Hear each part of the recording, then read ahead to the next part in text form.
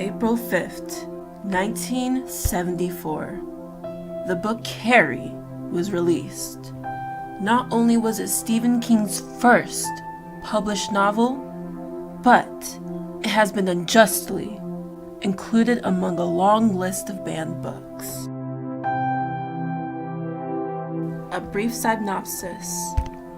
This is a story centered in the New England town of Chamberlain in 1979. There resides a shy and popular high school girl named Carrie White, who has a very oppressive and demeanoring religious mother. Due to the constant teasing and horrible treatment by her classmates, she uses her recently developed telekinetic powers to exact a gruesome revenge on the night of prom. She kills her classmates, her mother, and many passerbys, and then she herself also dies a sudden death. Not really considered your typical happily ever after, but that doesn't give anyone the right to restrict others from reading it. Although many critics fear that the taboo and disturbing elements of violence and sexuality could negatively influence adolescents to commit the disturbing acts portrayed in Carrie, this fear does not justify their actions of banning this book, which every person has the right to read. It is unreasonable to inhibit students from reading a work of literature that they can not only relate to, but can use as a deterrent for making the same mistakes. Virgins, Vermont. Carrie was placed on a special closed shelf in the high school library. Bismarck, North Dakota, 1994, challenged by a local minister and a school board member. Boyertown, Pennsylvania, and Junior High East Library, 1994, challenged by a parent and currently under review. Why? One word: fear. They feared this book harming students, especially young girls. They feared the age appropriateness of the book. They feared students being objected to the book's language, its violence, and its sexual descriptions, as well as what a parent described as a satanic killing sequence. Not only that, but they also feared copycats and the book being a possible outlet to opening up the hidden evil desires in the student mind. I mean, all this restriction due to fear appears to be for the well-being of the students, right? But at the cost of what? Freedom of speech? The First Amendment clearly states that people have the right to speak their mind, and isn't censorship simply a form of oppressing the rights of the readers, especially if they themselves chose to read the material in the first place? Stephen King even said it himself. You have the right to make decisions on what you and your children should read, instead of letting someone else make that decision for you.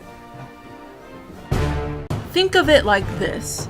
If adults in the real world are willing to fight for the right to read the hardcore and violent pornography that destroys lives, families, and marriages, that exploits and threatens innocent women and children, says Reverend Wyman, then why can't students be allowed to read significantly less sexual material, such as Carrie, that holds an even more deeper and educational value? Especially if these students will eventually be exposed to even more controversial work once they leave their safe, protected bubble called high school. Censorship only protects the students from the cruelties of the world now. But once these students leave high school, it's just one more reason for them to be even more unprepared. There is no doubt that this world contains evil. It is only right that people should grow a backbone and confront it, because sooner or later it will bite them in the butt. Censorship is like covering a gun wound with a bandage. You may not see it, but it's still there. And eventually, the effects of the wound will cause drastic consequences if you don't learn to confront it right away. This book reveals the greater monsters that reside in society. It confronts how peer pressure can not only cause people to bully others and cause harm, but it also leads to dire consequences. This book can be used as a scare tactic to prevent people from bullying those weaker than them, because at the end of the book, many lives were lost due to a poor choice to cause someone else emotional harm. Stephen King even had the heart to base his story off of one of his fellow high school students. This fellow student was overweight, quiet, and wore the same clothes to school every day. But on one unfortunate day, she wore a new set of clothes, but instead of receiving praises, she was hazed by other students so fiercely that she was driven to tears. Later on, she committed suicide by hanging herself. True story. To put everything in simpler terms, this book is basically saying that if someone bullies another, they die. So don't bully or be ready to face death or cause the death of another.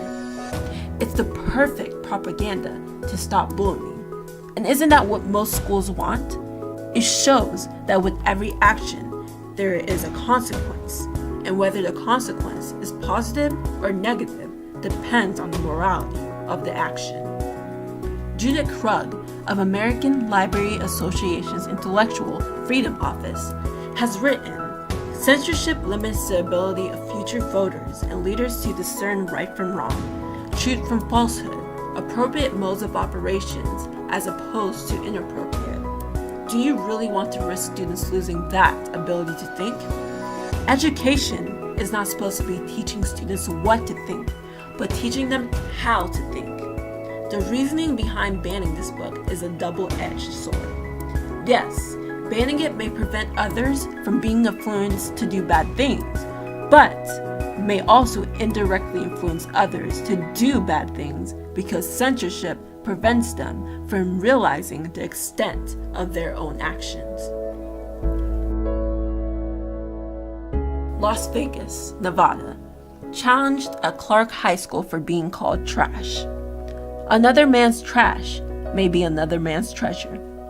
Everything will offend someone in some way, but that doesn't necessarily mean that their feelings has to cost others the freedom to read.